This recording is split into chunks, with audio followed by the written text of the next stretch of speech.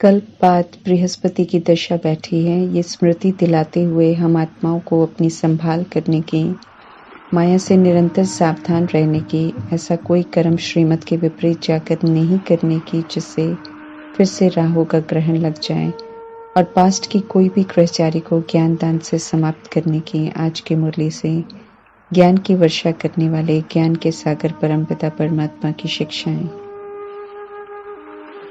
ज्ञान, सुख, शांति, प्रेम, आनंद शक्तियों के सागर हैं परमात्मा। जितना हम ज्ञान गुण शक्तियों के खजानों का मनन करेंगे, उतना शक्ति स्वरूप बन उन खजानों को जब कार्य में प्रैक्टिकल में लगाएंगे तो अनुभवी मूर्त बनते जाएंगे। संगम युग में ज्ञान सिर्फ सुनने के लिए नहीं है, बल्कि मनन कर प्रयोग में लाने के लिए मिलता है। जितना परमात्मा द्वारा मिल रहे ज्ञान का हम मनन करेंगे, उतना उनमें मगन रहेंगे।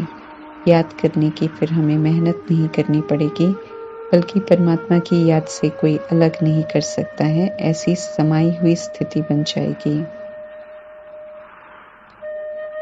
परमात्मा वरदान देते हैं कि मनन शक्ति द्वारा मगन अवस्था के सागर में समा जाओ तो अनुभवी मूर्त बन जाएंगे।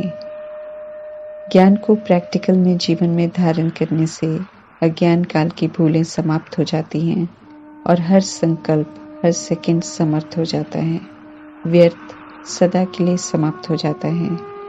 ज्ञान देकर परमात्मा बच्चों को ज्ञान स्वरूप आत्मा के रूप में देखना चाहते हैं। ज्ञान स्वरूप बनने के लिए महत्वपूर्ण है कि जब भी हम परमात्मा से मुरली सुने तो देह के भान से अलग हो आत्मा समझ आत्मिक स्थिति में सुने। उठना, बैठना, सुनना, बोलना सब स्वयं परमात्मा समझाते हैं, क्योंकि देह अभिमान की दुनिया का आचरण ज्ञान मार्ग की बातों को समझने नहीं देगा। इसलिए परमात्मा विशेष ध्यान खिंचवा रहे हैं कि उनकी सभा में अर्थात अब के समय प्रमाण कहीं भी रहते हुए मुरली सुनते या पढ़ते हुए हमें बाहर मुखी होकर नहीं बैठना है।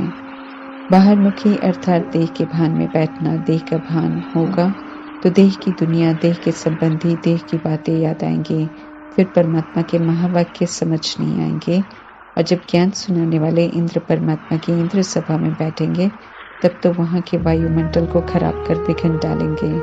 हर किसी की अवस्था का वायुमंडल पर असर पड़ता है। शुरू में इस बात की सख्ती थी कि जहाँ परमात्मा ब्रह्मा तन का आधार लेकर महावाक्य सुनाते थे, तो आत्मा समझ बैठने का अटेंशन खास रखवाया जाता था और कोई चिंतन न चले इस पर भी विशेष ध्यान सभी देते थे। यही वजह है कि शुरू की आत्माओं को आत्मा का पाठ बहुत पक्का हो गया। रूहानी पिता परमात्मा हम आत्माओं को रूहानी ड्रिल सिखाते हैं, जिसे बुद्धि से करना है। बुद्धि से परमात्मा को जानना है, उन्हें याद करना है, निरंतर याद की यात्रा पर रहना है। बुद्धि से ज्ञान का चिंतन करना है, स्वदर्शन चक्र घुमाना है, 5 स्वरूपों की ड्रिल करनी है। ये ड्रिल रूह करती है, इसलिए इसे रूहानी ड्रिल कहते हैं। ये ड्रिल करते समय जितना देह से डिटैच रहेंगे, उतना ड्रिल एक्यूरेट होगी। विक्रम भस्म हो जाएंगे और विक्रमाजीत बन जाएंगे। आत्मा ने शरीर द्वारा पाप कर्म किए हैं, इसलिए आत्मा के भान में रहकर परमात्मा को याद करना है। अभी समझ मिली है कि हम आत्माएं हैं और आत्मा ही शरीर द्वारा भुगतान करती है, इसलिए परमात्मा रूहानी बच्चे कहकर आत्मा का पाठ पक्का कराते हैं और रूहानी ड्रिल करने को कहते हैं। हम आत्माओं को फरमान मिला है कि हम परमात्मा को याद करें। याद भूल जाती है और याद ही महत्वपूर्ण है, इसलिए हमें याद करना है। ये परमात्मा बार बार समझाते हैं। पहले चलते फिरते कर्म करते हमने अनेकों को याद कर, दुख देने वालों को याद कर, उनका वर्णन कर खुद को और दुख दिया है। औरों का चिंतन कर अनुमान से और पाप कर्मों का खाता बनाया है, जिसे हम अब चुक कर रहे हैं। अभी भी व्यर्थ अहम वहम अनुमान का चिंतन चलता है, क्योंकि 63 जन्मों की पक्की आदत बन गई है। फिर से संबंधियों को याद कर और हिसाब न बनाएं, इसलिए हर समय याद में रहने की समझ देते हैं परमात्मा। ड्रामा के अकाउंट्स को हमें क्लियर करना है, इसलिए सभी से रूहानी स्नेह रखते हुए याद दुख हरता सुख करता परमात्मा को ही करना है।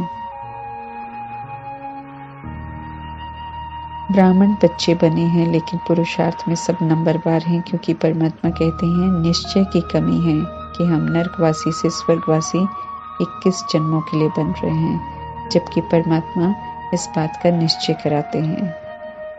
मनुष्य समझते हैं कि परमात्मा निराकार है तो कैसे यहाँ आकर सिखाएंगे स्वर्गवासी बनना, क्योंकि उन्हें ये नहीं मालूम है कि वे भी तो ओरिजिनल में निराकार हैं। यहाँ आकर 5 तत्वों का शरीर लेकर पाठ बजाते हैं।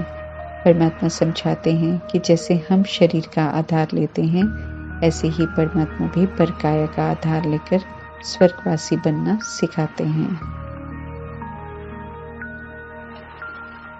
कृष्ण और शिव का संबंध अभी नजदीक है। कृष्ण की आत्मा ही अभी साधारण ब्रह्मा के तन में है, परमात्मा का रथ बनते हैं और फिर से उनसे बढ़कर पुनः कृष्ण बन रहे हैं। शिव जयंती संगम पर होती है, जब परमात्मा विस्मृत हो गई कृष्ण की आत्मा को उनकी अनादि और आदि स्मृति दिलाकर पुनः कृष्ण बनने की विधि बताते हैं। कृष्ण की आत्मा शिव से मिलन मनाकर उनसे बढ़कर फिर से कृष्ण बनकर दिखाते हैं, जिसके यादगार में कृष्ण जयंती मनाई जाती है। संगम युग में कृष्ण की आत्मा पुरुषार्थ करती है, फिर कृष्णपुरी पावन भूमि में जाकर उन्हें कृष्ण के रूप में सतो प्रधान कंचन काया मिलती है। भूमि पावन है इसलिए उसे दिन कहते हैं, और शिव परमात्मा अज्ञानता की रात्रि में आते हैं इसलिए शिव जयंती के लिए रात कहते हैं। सबसे पहले कृष्ण सतो प्रधान प्रिंस हैं, जो शिव परमात्मा से ईश्वरीय पढ़ाई करके बनते हैं, इसलिए दोनों का संबंध इस समय बहुत नजदीक का है। पतित पावन परमात्मा आए हैं पावन बनाने, इसलिए फरमान करते हैं कि अब सिर्फ मुझे याद करो। रूहानी पिताश्री पवित्रता के सागर हैं, इसलिए सिर्फ वे ही पतित पावन हैं। पावन बनने के लिए विज्ञान देते हैं। ब्रह्मा द्वारा परमात्मा ब्राह्मणों को राजयोग सिखाते हैं। यादगार में एक अर्जुन को कृष्ण से ज्ञान सुनते दिखाते हैं। वास्तव में निराकार परमपिता परमात्मा सिर्फ एक ब्रह्मा नहीं बल्कि उनके द्वारा सभी को ज्ञान सुनाते हैं। ब्रह्मा को अर्जुन कहते हैं क्योंकि वे सबसे पहले परमात्म शिक्षाओं को प्रैक्टिकल में अमल में लाकर दिखाते हैं। परमात्मा हम आत्माओं को भी कहते हैं कि जो ओटे सो अर्जुन बनो। आत्माएं जो ऊपर से आती हैं वो ऊपर तो जा नहीं सकती हैं, क्योंकि तमो प्रधान बन जाती हैं, इसलिए परमात्मा को ही आना पड़ता है। कलयुग को ही रावण राज्य कहते हैं, इसे ही कंसपुरी भी कहते हैं। कंस, रावण, दुशासन, दुर्योधन ये भिन्न भिन्न वृत्तियां हैं मनुष्यों की, जो देह अभिमान और विकारों से बन जाती हैं। पुरुषार्थ करते परमात्मा का बनकर माया से भी अलर्ट रहना है, क्योंकि माया किसी को भी हरा सकती है अगर कोई अलबेला हो जाए तो। माया की ग्रहचारी राहु के ग्रहण के रूप में लग जाती हैं, फिर आगे नहीं बढ़ सकते हैं और मन परमात्मा से बेमुख हो जाता है। परमात्मा का बनते हैं, उनकी श्रीमत पर चलते हैं तो बृहस्पति की दशा बैठती है। श्रीमत पर नहीं चलने से राहु का ग्रहण बैठता है, फिर ईश्वरीय मार्ग से मुख मोड़ लेते हैं। समय है सुख का वर्षा लेने का, ऐसे में मुख मोड़ते हैं तो हम अपना ही नुकसान करते हैं, दुर्भाग्यशाली बन जाते हैं। ऐसी आत्माएं महान कमबख्त की लिस्ट में आ जाती हैं। परमात्मा का बनकर फिर विकार में जाने से बहुत दाग लग जाते हैं, फिर उल्टे कर्म की बहुत भारी सजा मिलती है। ज्ञान मानसरोवर में ज्ञान स्नान करने से परियां बन जाते हैं।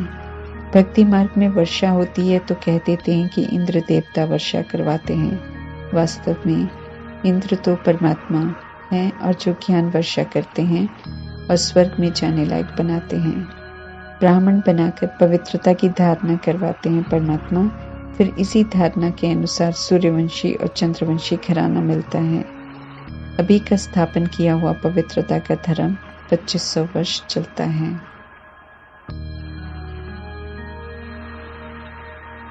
जो सागर परमात्मा के कार्य में मददगार बनते हैं वे ज्ञान गंगाएं कहलाती हैं। हम सभी युद्ध स्थल पर हैं, हमारा सूक्ष्म युद्ध चल रहा है, बाहर से दिखाई नहीं देता, लेकिन हर किसी का 5 विकार और उनके बाल बच्चों से युद्ध चलता है। छोड़ना बुराइयों को है, लेकिन उस पर मेहनत करनी पड़ती है। हम शरीर हैं, इस झूठ को छोड़, हम आत्मा हैं। इस सत्यता की शक्ति को धारण करने में मेहनत करनी पड़ती है, क्योंकि 63 जन्मों से झूठ को सच समझकर पक्का कर लिया है। हमें मेहनत करनी है स्वयं को अपने अनादि सतगुणी और आदि सतयुगी देव आत्मा के स्वमान को पक्का करने की। जैसे आदि रत्नों अर्थात दादियों ने अपने पुरुषार्थ के समय खुद को समय देकर खुद को अकेले बैठ पढ़ाकर समझाकर पक्का किया और आत्माभिमानी बने। हिम्मत दिलाते हुए परमात्मा समझाते हैं कि माया के तूफान तो अंत तक आते हैं, इसलिए ये बेहद की बॉक्सिंग है जिससे घबराना नहीं है, हार नहीं खानी है, परंतु परमात्मा के संग से माया जीत बनना है। बॉक्सिंग में अचल अडोल रहकर जीतेंगे तभी तो माया जीत का टाइटल प्राप्त करेंगे। रस्साकशी का खेल चल रहा है, हमें परमात्मा का श्रीमत रूपी हाथ और साथ नहीं छोड़ना है। छोड़ने से ही माया अपना बना लेती है। जितना पाठ किसी का एक शरीर में होगा वो उतना ही बचाएगा। फिर अगली यात्रा के लिए कर्मों अनुसार आत्मा दूसरा शरीर ले लेगी। इस सत्य को हमें समझना है। अपने द्वारा बनाया हुआ पाठ बजा रहे हैं सभी, इसलिए बनी बनाई बन रही है।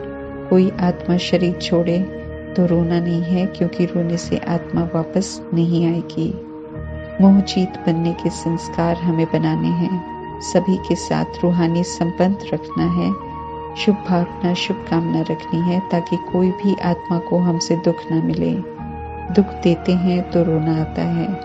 ड्रामा में पार्ट कैसे बजाना चाहिए ये परमात्मा हमें सिखा रहे हैं। संबंध, वस्तु, वैभव सब कर्मों अनुसार मिले हैं। उन्हें अपना समझ बांधने की कोशिश नहीं करनी है, क्योंकि बांधने में हम कामयाब नहीं होंगे। इसलिए मोह रूपी विकार पर जीत प्राप्त करनी है। मोह जीत के संस्कार बनाने हैं, यहाँ से ही संस्कार बनाकर जाने हैं, क्योंकि 2500 वर्ष सब मोह जीत होंगे। कलयुग रोने की दुनिया है, दिखावे की दुनिया है, नाम ही है झूठखंड और दुखधाम। इसलिए कोई बच्चा पैदा हो और ना रोए तो उसे भी थप्पड़ मारकर रुलाते हैं, और अगर निकट संबंधी किसी के शरीर छोड़ने पर न रोए तो उसे भी मारकर रुलाते हैं। नहीं रोने से भी लोग बातें बनाते हैं कि इन्हें अफसोस नहीं है, इसलिए भी कुछ लोग रोते हैं। वास्तव में तो ज्यादातर लोगों को थोड़ी देर का शमशानी वैराग आता है तो आंसू बहाते हैं, फिर पुरानी रीति से जीवन जीना शुरू कर देते हैं। सत्य परमात्मा कहते हैं कि अंदर बाहर सच्चे रहो, ज्ञान का मनन चिंतन करते रहो तो कभी रोएंगे नहीं। ड्रामा के राज को जानने वाले न नाराज होते हैं न रोते हैं। भक्ति मार्ग में परमात्मा का पूजन करते हैं, लेकिन संगम युग में जब परमात्मा ज्ञान देते हैं तो अपनी पूजा नहीं करवाते हैं, बल्कि पूजनीय बनने की विधि बताते हैं। भक्ति मार्ग में हम सब फिर से उनका पूजन करेंगे। कल्याणकारी ड्रामा है, इस ज्ञान को बुद्धि में रखकर हमें निश्चिंत बनना है, कोई चिंता नहीं करनी है। समझ से हमें निर्मोही जरूर बनना है।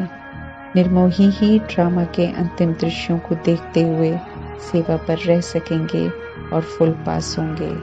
ओम शांति।